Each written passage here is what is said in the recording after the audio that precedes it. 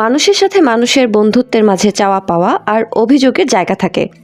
বই মানুষের এমন বন্ধু যা থেকে শুধুমাত্র শেখাই যায় তা না, বরং যার কোনো আবদার নেই, নেই কোনো অভিযোগ।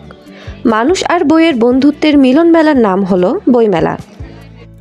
শেরপুরে সংস্কৃতি বিষয়ক মন্ত্রণালয়ের সহযোগিতায় এবং বিশ্ব সাহিত্য কেন্দ্রের আয়োজনে শুরু হয়েছে 3 দিনব্যাপী ভ্রাম্যমাণ বইমেলা। এটি বগুড়া শেরপুর সরকারি ডিজে মডেল হাই স্কুল খেলার মাঠে তাঁবুর নিচে অনুষ্ঠিত হচ্ছে।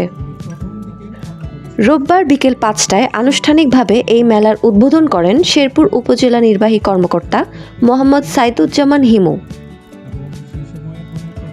3 দিনব্যাপী এই ভ্রাম্যমাণ বইমেলায় ছিল পাঠক ও দর্শনার্থীদের ভিড়। এমন আয়োজন শিক্ষার্থীদের জন্য উপকারী বলে মনে করেন শিক্ষক এবং অভিভাবকরা। আমাদের যে সন্তানেরা অনেক মেধাবী আছে, তাদের মেধা বিকাশের জন্য যে বইয়ের দরকার, সে বই আসলে এই ভ্রাম্যমাণ বই মেলাতে আমি অনেক বইয়ের কালেকশন দেখতে পাচ্ছি। বাচ্চাদেরকে এখান থেকে মানে কিছু কিছু বই যেগুলো আমরা শেরপুরে পাই না, সেগুলো আমরা এখান থেকে দিয়ে নিয়ে বাচ্চাদের দিলেও অনেক জ্ঞান অর্জন করতে পারবে, কিন্তু অজানা বিশ্ব করে জানতে পারবে। নিজ নিজ পছন্দের বই কিনতে ব্যস্ত সকলেই।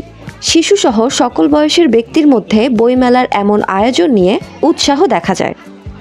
আমাদের বিদ্যালয়ে যে লাইব্রেরি নাই, আমার এখানে এসে অনেক ভালো লাগতেছে। আমি এখানে ঘন্টাখানিক ধরে বই পড়তেছি, আমার অনেক ভালো লাগতেছে। আমি আমার বান্ধবীদের সাথে এখানে এসেছি, আর এখানে এসে আমি অনেকগুলো বই দেখছি, আমার অনেক ভালো লাগছে।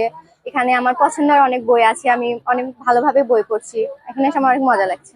হ্যাঁ, আমাদের শেরপুর উপজেলায় সচরাচর এরকম বই মেলা খুব দেখা যায় না, আমরা দেখি না।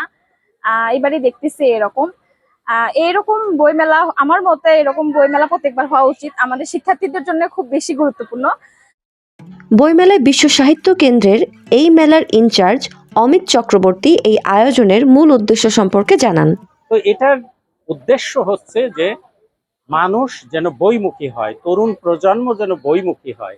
কারণ মানুষকে সভ্য জাতি বানাতে হলে, মানুষের মননের জায়গাটা বড় করতে হলে এই বই কিন্তু একটি অনন্য একটি জায়গা। আয়োজক সূত্র থেকে জানা যায়, মেলার দ্বিতীয় দিন মেলা চত্বরে শিশু থেকে 10ম শ্রেণীর শিক্ষার্থীদের জন্য চিত্রাঙ্কন ও আবৃত্তি প্রতিযোগিতার আয়োজন করা হয়েছে। চিত্রাঙ্কনের বিষয়বস্তু হিসেবে থাকছে যেমন খুশি আঁকো, গ্রামের দৃশ্য, ভাষা আন্দোলন ও জেলার ইতিহাস। মেলার শেষ দিন বিকেলে বিজয়ীদের মাঝে পুরস্কার বিতরণ করা হবে। Nadia Akter, North Express News, Bogura.